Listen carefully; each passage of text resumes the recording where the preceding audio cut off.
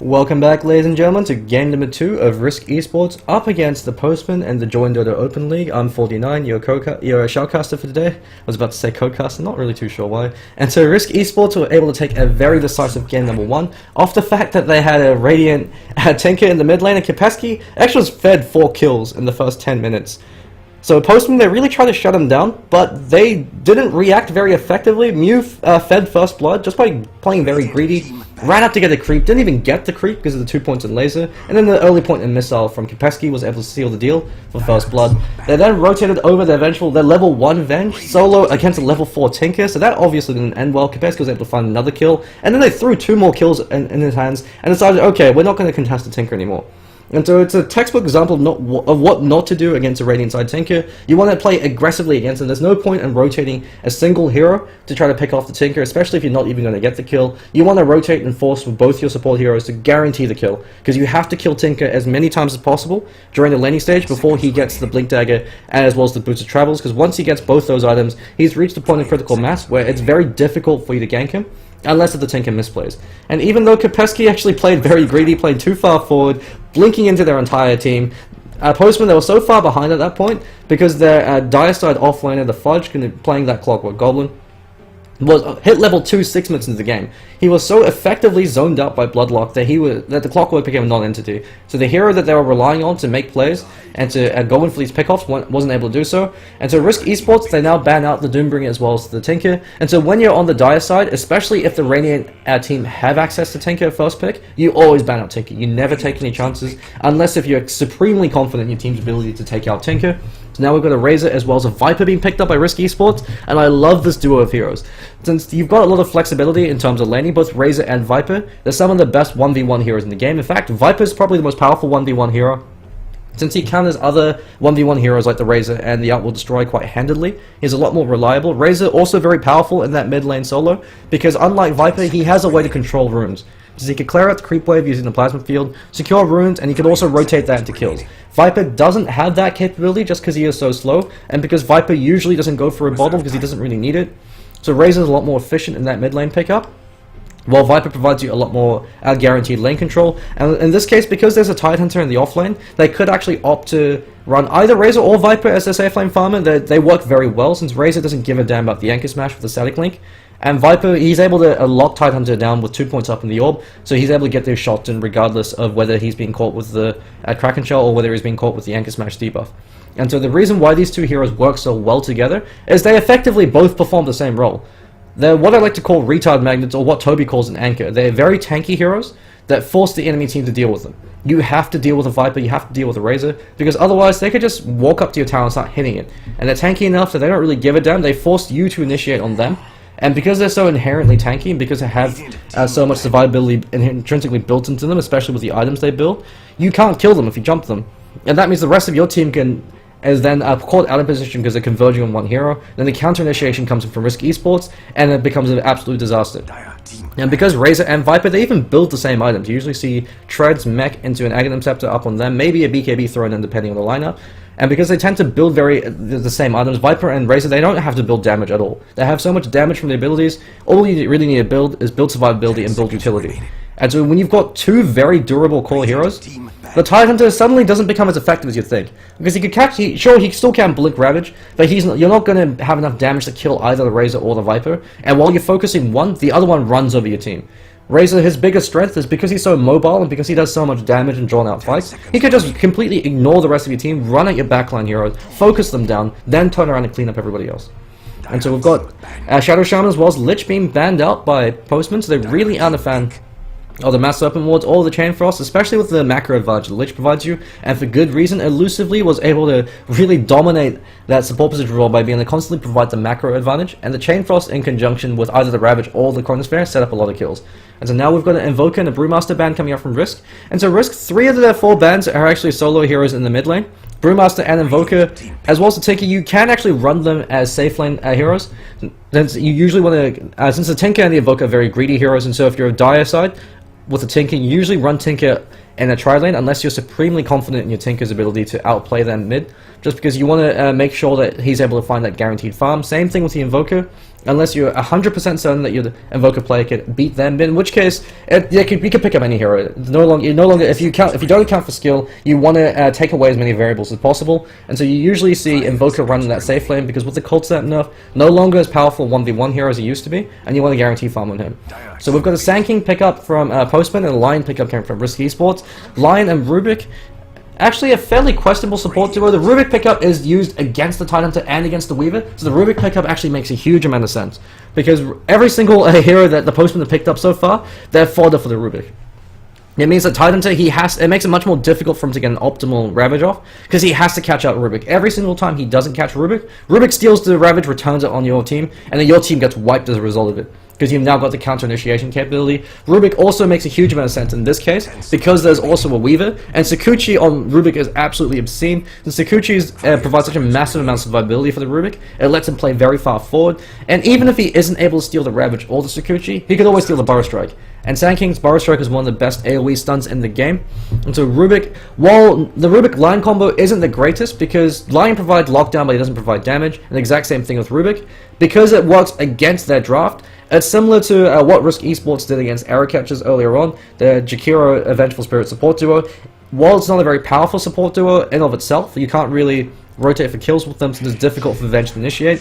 They're very powerful against the rest of the draft, and so these are team fighting supports that work very well. Lion also works incredibly well against the Tide, since if the Lion's quick enough with his fingers, you can actually do an old trick from Dota 1 that a lot of pro players do, is if you see the Tidehunter in your line of sight, you spam click the Hex over on Tide and keep cancelling it, and so that means that when Tide immediately blinks on you, you instantly Hex him. And because Hex is 0 cast point, you could catch out Tide before he Ravages. In that case, you could scatter before the CC wears off. You don't want to focus the Tide because he's got Kraken Shell, so he'll Ravage anyway, but it gives you enough time for you to react.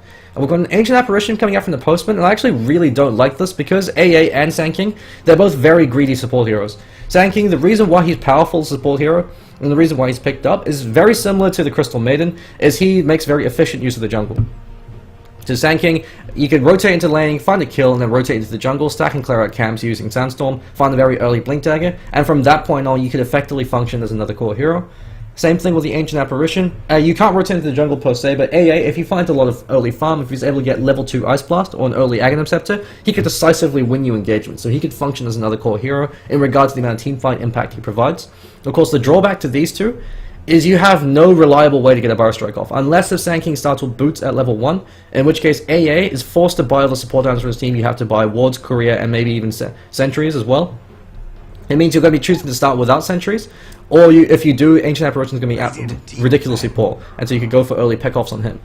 And so the drawback to this is because AA is, you can only really play AA if you're even or if you're ahead. If you play AA from behind, he offers you next to nothing, especially against the Viper, who has enough magic resistance from the corrosive skin, that the Chilling Touch isn't going to be a great way to be able to kill the Viper. Same against the Razor, because AA is so squishy, and because he's a very slow hero, Razor can just run him down. And so if the AA falls behind, if the early rotations from the Sand King and the AA aren't successful, Postman's support duo really starts to taper off compared to Risk Esports. Because the Lion and the Rubick, you can play both as a 5.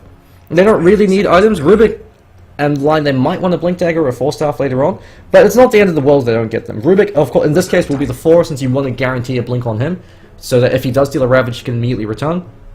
But they're more than happy to sacrifice items and levels, whereas the Sand King and the AA, they have to find these levels to be effective. And it also means that the Sand King and the AA, they can't rotate.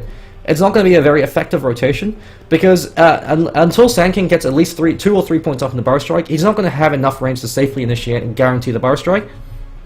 The AA, he provides you next to no CC. All AA provides you is damage. You can't consider Cold Feet to be a reliable form of CC, and that's the reason why when AA is picked up in the competitive scene, you usually see them max out Chilling Touch, because it gives you a much more reliable way to kill targets. Cold Feet you can never consider to be reliable unless you have a good setup stun, such as, for instance, AA with a Wraith King, and you've got the 2-second stun and the 2-second snare on top of that. So that with the Ice Vortex is enough to guarantee the Cold Feet, and even then, it's better off to prioritize the damage from the Chilling Touch, because it gives you a lot more early team fighting presence. So I'm now going to Puck ban coming up from Risk Esports, and a Centaur Warrior ban coming up from Postman.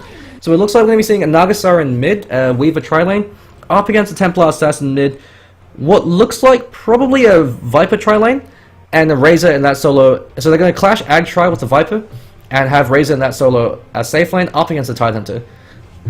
So Risk Esports, because they have a very powerful draft, since they don't actually have anything that can counteract the Templar, Naga Siren against Templar, it's actually a very questionable pickup.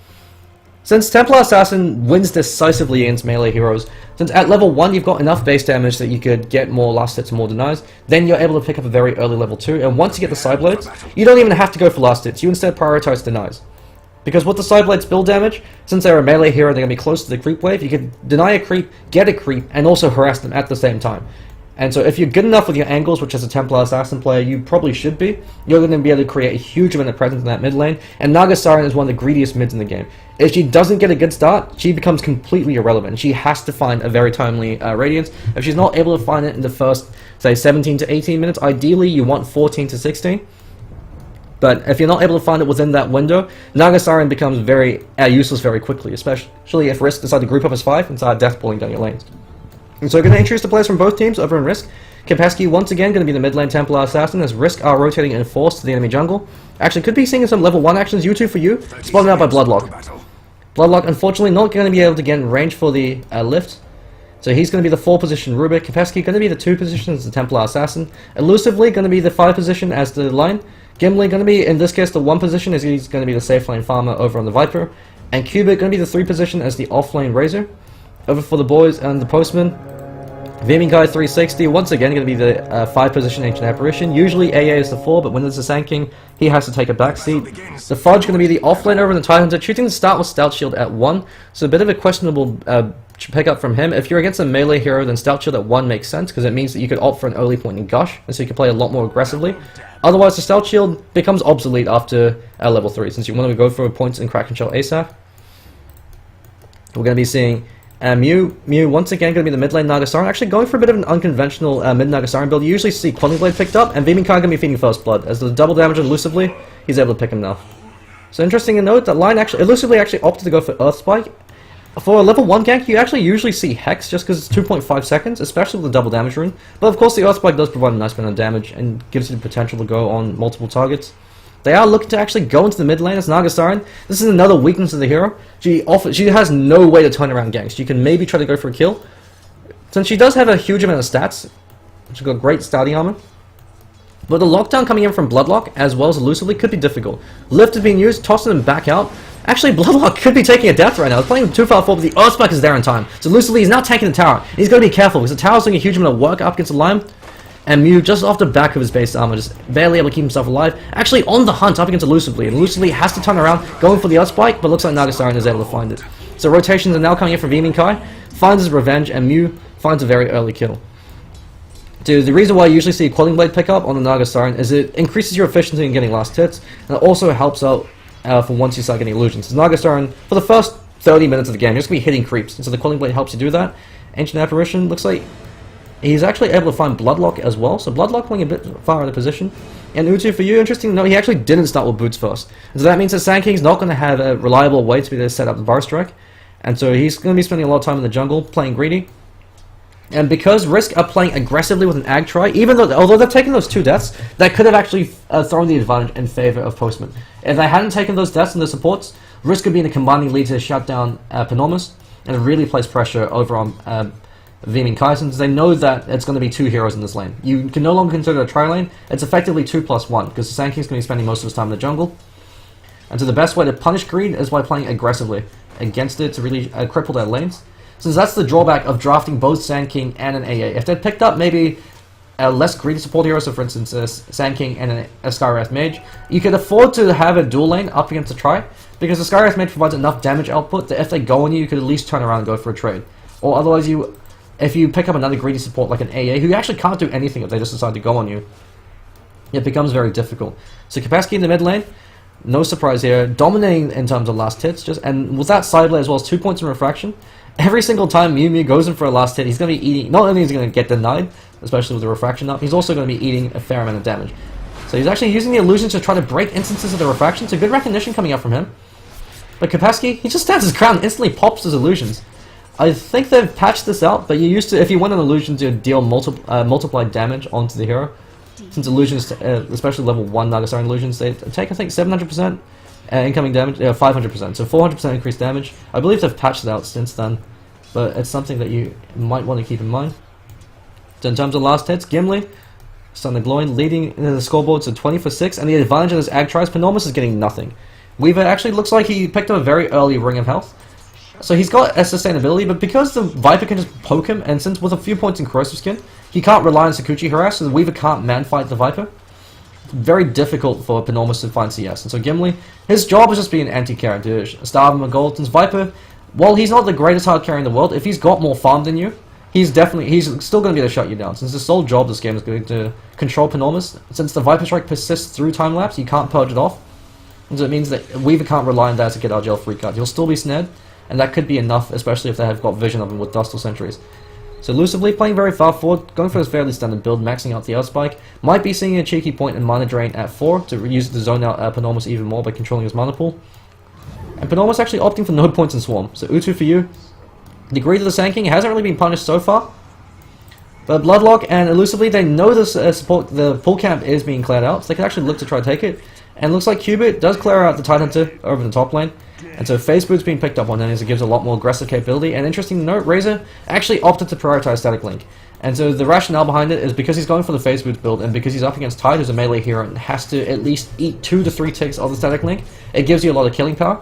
Otherwise, you usually go for the 4-2-1 build in the Razor before you choose to go for further points in the Static Link, since the Plasma Field does do a huge amount of work. But in this off lane, or in the safe lane rather than the side lanes, where you don't have access to Bottle Crow, since you can't really rely on pushing out the creep wave and going for runes, going for more points in Static Link is a lot more efficient. Bloodlock, once again, dives a bit too far. Actually, looks like it's a loose bit. It took full, never mind. Bloodlock fleeing. Gimli standing his ground. If Panormus goes in for his kill, actually could be taking full, as he's now caught up with the dust, and Gimli should be able to cut him down. And Gimli, he should be able to survive the cold feet damage. Viminkai gonna try to get body blocked by Bloodlock, but Bloodlock put himself a bit too far forward, but he should be able to walk on out of there, especially with early boots. And Gimli turns around, throws a cheeky right click on Viminkai before he backs off. Playing very far forward, actually might be, that green might actually be punished if he's not too careful. And interesting to note that Gimli actually opted to go for 3 points over in the Poison Orb, so this is a very old school Viper build. You used to do this back in Dota 1. While I say that, Viminkai called out the Earth Spike, that's going to be a kill. Looks like Kapesky to take a fall to Mew. So it looks like Kapesky dove, and Panormus is able to find a kill over in Gimli, and Elusively as well has to be very careful. He's got Dust up on him as well as the Hex, so he should be able to guarantee the escape. But Panormus can choose to dive this with the time lapse if he's not too careful. So Elusively keeping him back, and Panormus should be able to bolt on now there, especially with the Self. So moving back onto my point, the reason why he used to max out Poison Orb, or at least go for 3 points, is back in Dota 1, about 15 to 20 patches ago, Poison Orb used to have a cooldown at level 1 through to level 3. Once I hit level 3, it had 0 cooldown. And so that's why you go for 3 points in it, since otherwise you can only throw out a Poison Orb every 3 seconds, I think. And so now, with the rework, you usually prioritize Corrosive Skin. And since the highest amount of points you need in Poison Orb is 2, you don't need more than 2 points in Poison Orb. Going for another point in the Nether Toxin will give you more damage, and another point in Corrosive Skin will give you a lot more survivability, since you want to max out Corrosive Skin ASAP. Especially against the lineup that Postmen have. Fudge taking a fair amount of damage. So Stout Shield's now completely worthless as he's got 2 points in Kraken Shell. Kapesky actually diving very far forward, he's getting caught out with the cold feet, and once again throws his life away to Mew. And Mew, Ring of Aquila up on him.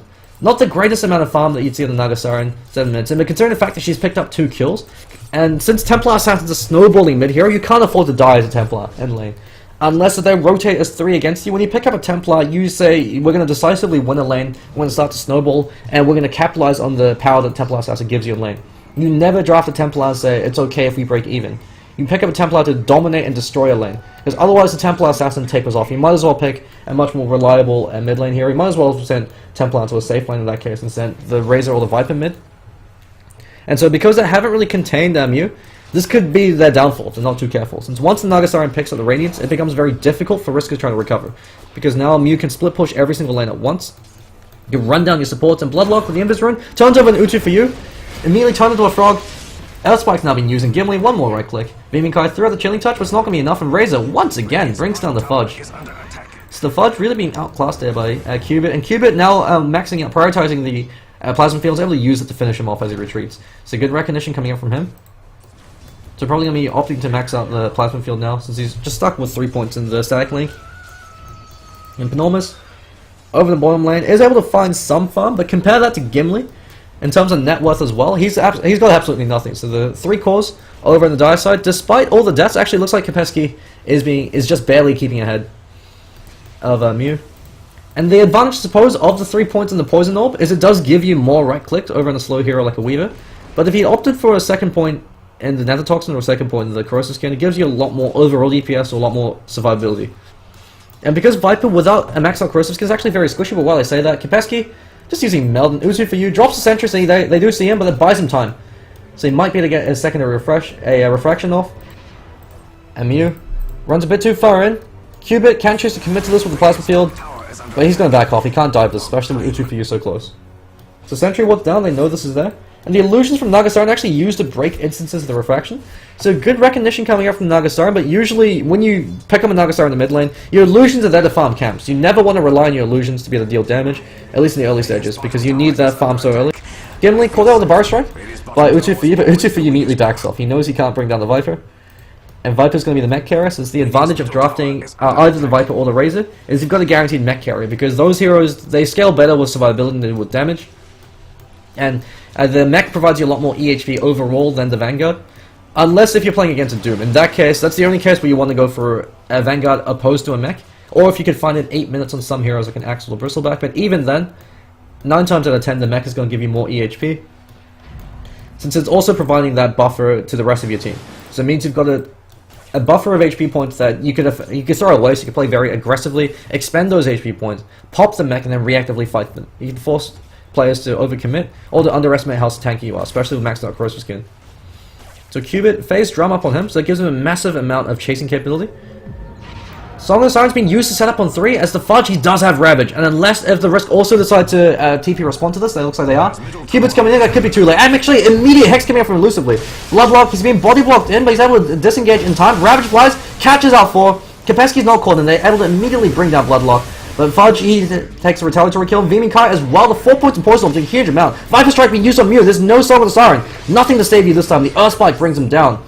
So despite the fantastic setup, because the Risk chose to counter-initiate, and Kapesky wasn't called out in the Ravage, the hero that chose to prioritize was the Rubick, because if they went over on Gimli or Cubit, they wouldn't have enough damage to bring them down. So this is the power of having these 2 durable core heroes. And so despite having a perfect setup, the Naga Siren as well as the Titan, and you also have to note elusively the instant Hex. So Puppy was talking about the Naga Siren counter in TI2, and it's going to be in line with the 0 cast point over in Hex. Because Ravage has 0.5 cast point, and because Song of the Siren gives you a 0.5 second window, if you're quick enough with your reflexes with either a hero like Enigma with a BKB, or a hero like a Lion or a Disruptor that have a 0 cast point and a CC ability, you can actually prevent the Ravage from flying out. Or at least buy yourself enough time to be able to disengage. So Kapesky, despite having a difficult start, he's holding onto his gold for now. Usually you see something like a Blink Dagger if he's holding onto his gold like this, but because he's got enough money for the Blink, we could actually even be seeing something crazy like a Rush Desolator build over in Templar Assassin. And because he's able to find it so early, if it is going to be a Rush Desolator, he'll actually be finding it in 2 more minutes, or maybe even 1.5, if there's a tower kill involved as well. Or a kill. Kapesky can now run at your supports and 2-shots them.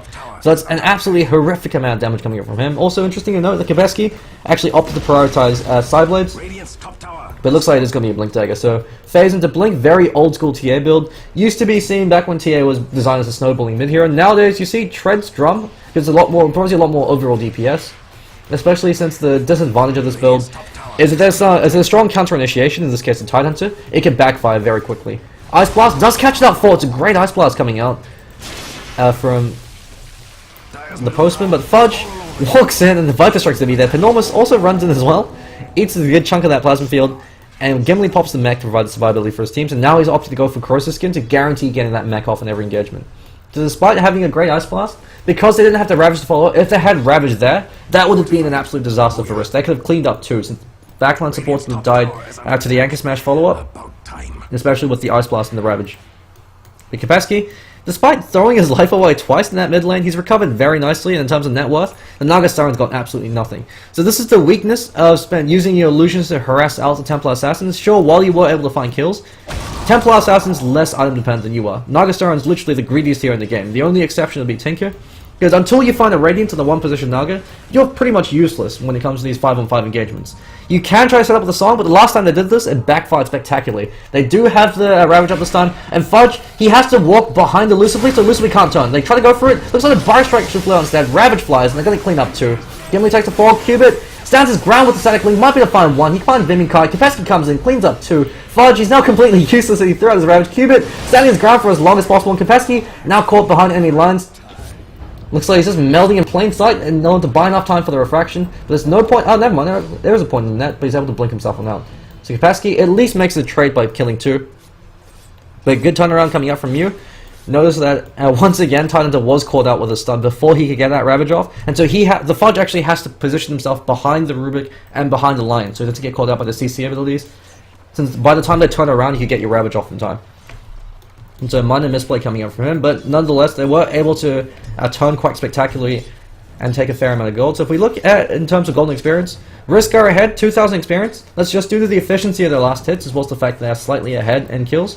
But in terms of gold, this is the primary difference. With about a 9,000 gold lead in favor of Risk. Because if you look at their last hits, they are all 3 of their courses decisively ahead. Fudge, he just barely has enough gold to be able to go for his Blink Dagger. If he doesn't take a death, he will have it in 2 more minutes. So it's a 16-minute Blink Dagger on the best offlane hero in the game, because he hasn't been capitalizing on the Ancients. They are stacked up, so he can actually clear them out right now. Looks like he's going to do so. So he should be able to find his Blink Dagger off the back of that. Panormus, the Weaver pickup wasn't actually too effective in lane because they had the greed of the Sand King. So while it's difficult for them to kill Panormus, the only time he died was when he overcommitted, got caught up in the smoke. Looks like they're going in over in Kapesky. Ice Blast unfortunately whiffs, but it does clip him. But they don't have enough damage to pop all the instances. They could have actually chosen to commit with the Sandstorm, but it looks like it was on cooldown. And so it really does boil down to the fact that they had the Sand King pickup. And the worst part about this is Utu for you, he still doesn't have his blink. It would be okay if they lost their lanes this badly, if they had a Blink Dagger up on Sand King. But because they weren't able to find it, because they're still not going to be able to find it for at least another 2 minutes, unless they find a kill. The Sand King pickups become fairly ineffective this time, because by the time the Blink Dagger comes online, they already have a mech up. So Risk can afford to absorb it. Looks like Razor's actually going for a Pipe, and so Pipe's a fantastic pickup against the AA and against the Sand King, since usually Pipe of Insight isn't a great pickup. You always want to go for a mech over a Pipe, and Pipe's usually a situational pickup because it's reactive. But in this case, because you have so many pulses of magic damage, because Epicenter deals its damage in pulses as opposed to dealing it all out at once, and because the Ice Blast dot damage is actually fairly significant, especially when the Ice Blast, the Aghanim Scepter comes online for the Ice Blast, Pipe is a great pickup against the Sand King. Because it lets you sit in the Epicenter, ignore it, and kill the Sand King before he can get off another Burrow Strike.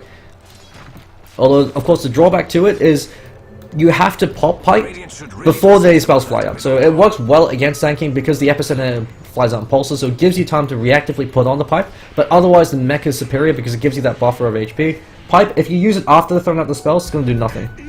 But in this case, because so much of the damage is centered around the Ravage, Epicenter, and the Ice Blast, it makes a huge amount of sense. So once that Pipe of Insight comes online, Risk Esports, they can afford to group up as 5 and try to breach high ground. And the added benefit of the Pipe is if you could use it on your creeps when you're about to breach high ground, and it gives them that buffer of HP so they can survive a salvo of spells coming out. So for instance, if you're up against a Keeper of the Light, it's going to keep blasting them the wave with Illuminate. Or against a hero like a Lina that could effectively kill off a wave on their own. The Pipe of Insight does help you breach high ground because it lets your creeps get up there. Kapesky now going for a Yasha.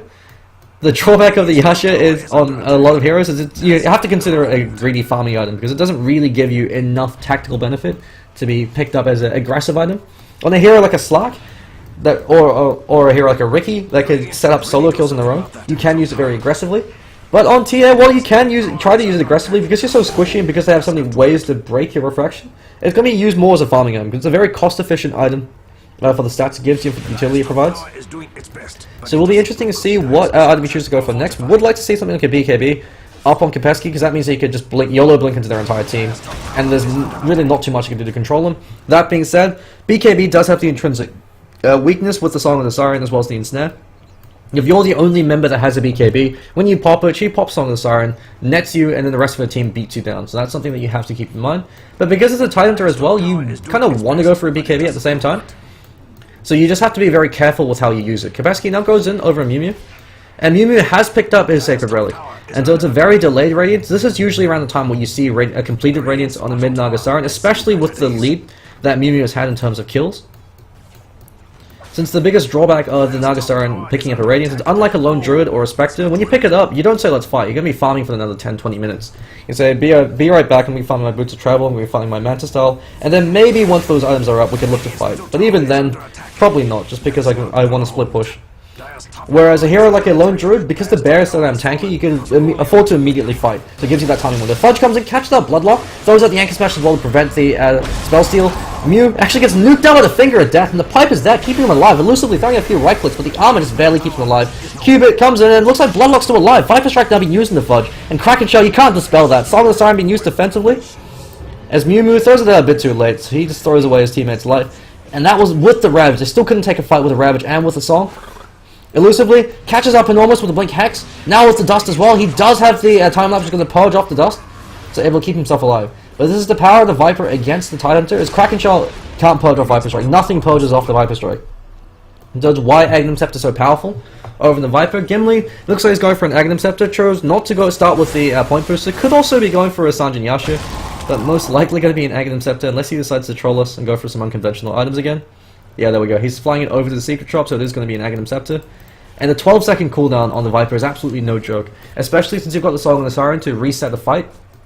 It means that you could start a fight with the Viper Strike on whatever target Kaspersky jumps on, and then you could use it to chase down heroes. So similar to the advantage that Disruptor provides, in making it very difficult for you to disengage, Viper's able to do the exact same thing.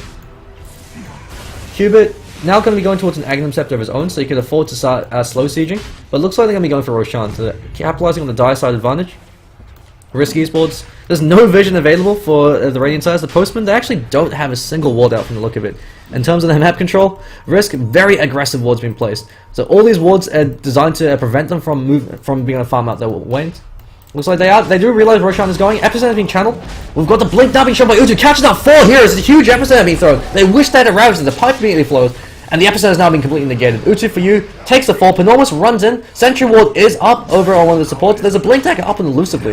And Bloodlock, keeping himself alive, he did steal the Burst Strike, but he didn't have the Sakuchi, so he's going to be taking a fall. Fudge, once again, going to be the sacrificial lamb. Kapesky cuts down the bugs before they're able to bring him down. So off the back of the Blink Epicenter, because there's a pipe, it completely negates the Epicenter. If they had the Ravage in that fight, could have been a complete disaster for Risk. But now they've got Aegis now up on Kapesky. Penormous going for a little bit of chip damage of him elusively. Actually, might be able to bring him down. One more right click. Actually, the bug damage as well as the dot should be enough to make him shatter. And Gimli throws out the Viper Strike. Viper Strike does persist through time lapse. And so Penormous taking a fair amount of damage. Looks like he's going for a Lincoln Sphere. Will have it. But Beaming Kai gets cleaned up by the Plasma Field for him. Cubit. So support for support. Risk more than happy to do so. Radiance is now up 21 minutes into the game. So this is a Radiance that's 7 to 4 minutes late, depending on your timing for it. And because it's a farming item in Naga Siren, if she walks into a team fight, she will get completely destroyed. So the only way that Postman can try to recover this is if they're able to drag the game out for 10 more minutes without losing high ground. Mew is going in over on Bloodlock. Looks like he stole the ensnare. Ravage being committed for 1. They do catch up Kapetsky, but he's got Aegis. And this could actually be a huge disaster for Postman, because all they have to do now is wait for him to come back. Great 3-man Earthspike being used by elusively to set that up. And Kapesky gets a retaliatory kill. He's got double damage now and Aegis. He's turning around over on Fudge. Fudge, he's got his Blink on. Kapesky actually anticipates his Blink. Great high-level thinking coming in from him. And he cuts him down. And because they don't have Ravage, Risk can actually choose to wait until Bloodlock respawns and just barrel down mid lane. They have Aegis. They don't have to deal with the Ravage. They do have the Song, but Song without Ravage is absolutely nothing. They're going to have the Epicenter to deal with, but it's a level 1 Epicenter. They've got a pipe, so they can completely negate that. So Postman, huge overcommitment coming out from them, choosing to expend the Ravage in exchange for a kill over Bloodlock, and then they lost 2 for that anyway. And so it really did punish them. It looks like Kapesky actually opted to go for a Manta style. So Manta, not really the greatest pickup on the TA, just because she doesn't really give anything to the illusions. You usually want to go for a Manta style on heroes where you have things you can propagate to them. So for instance, Naga Siren, because she's going to be building a Radiance. Building in the Manta style gives you a lot more split pushing capability because they propagate the Radiance aura, so you can use that to push out lanes. Terrorblade, because the Metamorphosis base damage propagates over to your illusions, you can use that as well. Templar Assassin doesn't really give you anything for the illusions to propagate effectively with. It does give you the ability to disjoint the ensnare, so that could be the reason why Kapesky picked it up. Since that actually would be a legitimate reason, since the ensnare is going to be the only way that Kapesky can be controlled in these fights, especially with the blink up. Epicenter is being channeled over by U2, catches out 2, but Pipe immediately pulls from Cubit. And Gimli, he just walks it off. Fudge, no Ravage available. This is the saddest Titan I've ever seen. The Eye of the Storm as well as the Viper Strike completely tearing through him. And Kapesky throws in, walks in. Song of Siren now being used on 3, but they don't have a Ravage. So this could actually be an absolute disaster for them because they still have the Aegis up. Enormous. Sakuchi himself forward there, gets caught up in the dust, forced the time left, but he ate that Viper Strike like it was candy. Unfortunately, Lincoln was able to block it. Plasma Field almost brings him down, but Kopecky cleans out the support instead. So Viminkai once again gets cleaned up. Mew gets caught up with the finger of death so elusively. Fingers to Nagastar, but unfortunately not going to be enough. So the finger work not going to be there. Utu gets a great two-man Burrow Strike, but he turns into a frog, and Gimli should be able to clean him up. Looks like Razor's able to steal it with the Plasma Field. And Enormous goes a bit too far, no time lapse available, and Kopecky says no sir. Where do you think you're going? Mew Mew forced to salve to be able to increase the efficiency of his HP regen. But there's nothing he could do to prevent this wreck from falling. He actually could be taking a death right now. The only reason why he hasn't taken the many deaths actually Ravaged out Flies, catches up the entire team. Ice Blast cleans up too. Kopecky should be able to bring down Fudge, but they were able to bring down Gimli as well as elusively, so they're good defense coming out from Postman. Fudge, he's going to get cleaned up by the Fade Bolt. And Mew Mew buys back, coming in, he was out for blood, he has to find at least one kill for it to be worthwhile. He cleans up Bloodlock, Cubit, he finds Rax, he's backing himself off, he should be fast enough to actually prevent Mew Mew from being able to run him down. Since Mew Mew, no boots travels up on him, but Utu has the Burrow Strike coming off cooldown, Cubit doing everything he can to try to keep himself alive, but Mew Mew should be able to clean him up. So Cubit actually, Mew Mew actually finds a triple kill, so he's able to recover very nicely with that buyback. But that being said, they lost their melee racks, and that's all Risk we're after. Once you've breached high ground against a team that has a hero like a Naga Siren or a Tinker, it becomes so much easier for you to pick them off in further engagements, because you can smoke in and breach high ground through mid, and try to catch them out from the side, because you now have vision of where they are, and that's what makes breaching high ground so difficult, is because it's high ground, you have no idea where the defenders are, so it makes it very difficult for you to pick off priority targets, and all Mew Mew has to do is hang back. Kopecky goes in, almost two shots Utu. Just one hit from him with the meld drops about 60% of his life. And Kopecky now Desolator up on him. So 25 minutes in. Despite having two deaths, he actually hasn't died ever since about 15 minutes ago. So Kopecky starting to recover. I guess he realized he was starting to throw. And then spent the rest of the game farming. And Mew Mew, this is the weakness of the Naga Siren. She has to spend so long farming to be relevant. Holding onto the song actually could be a mistake. She could be taking death. She's going to take a death right now. No idea why she didn't choose to sing, considering the fact that it's a 60-second cooldown. You can afford to throw out the Song of Siren. You cannot afford to die, because now you don't have buyback. And you are the vast majority of your team's sustained DPS. So with that death, Risk is just going to barrel down your tier 3s in the bot lane. Utu almost dies to 1 milled it once again to Fudge. Viper Strike's locking in place. He's going to die because he doesn't have a Ravage available. And Kopecky still has Aegis. Cool guys, don't look at explosions. He backs away as he throws out that cheeky right click. They don't even have the Razor there. Razor looks like he's got the Aghanim Scepter now, so they should be able to take down the set of racks before the Naga Siren respawns, especially since Fortification is down, and the Eye of the Storm Aghanim Scepter effect is going to be enough. Being committed to bring down Utu for you, even though Kopecky had it, and it looks like game number 2 is going to be going in the hands of Risk Esports, as Postman, once again, too much greed coming up from them. With the Sand King, with the AA, and with the Naga Siren. If they'd picked up a much more active mid-hero, if they picked up a tempo controller, such as a Queen of Pain, or even if they picked up the Razor or the Viper themselves, they could have looked to try to capitalize on these early engagements. But because they went for greed, they really started to fall apart. They still had plenty of heroes they could have chosen to counteract the Templar Assassin mid. We even could have seen something like a Venomancer mid to hard counter the TA. Ravage Flies, catches out 4. Actually looks like he catches out their entire team, but it's not going to be enough. Fudge immediately dies afterwards. So while it's a great Ravage, it's too little too late. Utu for you, channeling the Epicenter, he gets caught. It's a level 1 Epicenter, he's able to bring down elusively. But Gimli should be able to get the retaliatory kill. Cubit actually caught in place by Mew Mew. There's some great body blocking coming up from him, trapping in the tree line, and Bloodlock actually stole the Epicenter, returns it to him. Gimli pops the mech, and now we've got the latest song coming out from you. As it actually might save Kopecky's life. He should be able to blink out before they could do anything to bring him down. Sakuchi is there in time. Kopecky, Mel, but the Anchor Smash should be able to bring him down. So if they hadn't timed that perfectly, could have actually given the Get Out of Jail free card. But almost going on Gimli, but Gimli can throw out one right click and kill him. So playing a bit too far with fire. Bloodlock actually finds a kill. As it looks like he stole the Burrow Strike, now caught up by O2 for you. Panorma should be able to bring him down.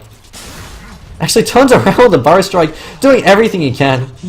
Almost lived. There wasn't another right click coming out from Viminkai or the Caustic Finale. Might have actually been a blink himself for now there. So no GG call actually coming out from Postman, despite the fact that there's now mega creeps in favor of Risk Esports.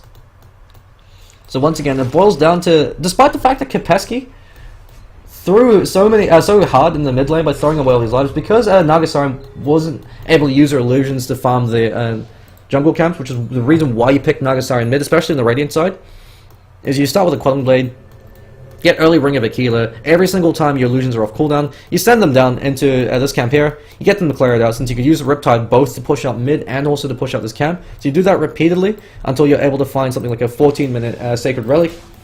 Translate that into a Radiance. It seems like it's a 4 or 5 minute timing window difference, but on a hero like Naga Siren, where you have to find so much more farm once you get that Radiance, you need to get it as soon as possible. Similar as the Anti-Mage finding his Battle Theory.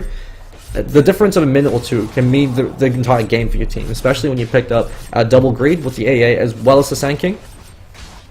So Risk, once again, while they didn't have the greatest support to it, in the sense that they didn't have damage coming out from out of the line or from the Rubick, they had a lot of control, but because they picked up the Templar Assassin can provide all the damage you need so long as they're there to provide the lockdown, it worked out very nicely for them. So they picked up 2 very aggressive cores for their lanes that the support to be rotating into. The Viper can output a massive amount of DPS, as well as the Templar Assassin. Cupid actually called out with the Cold Feet, should be throwing his life away. He was frozen in front of the fountain. And so good recognition coming out from Risk Esports. They were able to rotate a lot more effectively, and even though they took 2 deaths at the very start of the supports, that actually should have been enough for Postman to try to recover their tri lane. You never want to throw away kills for nothing, especially if you're going ag try. But because they had the Sand King, it was effectively 2+1. And so it made it very difficult for them to recover. So that looks like it for tonight. I'm 49, community shoutcaster for the Joindota Open League, also casting the Samsung Cybergamer Pro League. And that should be all. You could follow me on @49Dota for Twitter, as well as on my Twitch, twitch.tv/49. That should be it for now. Stay tuned for more.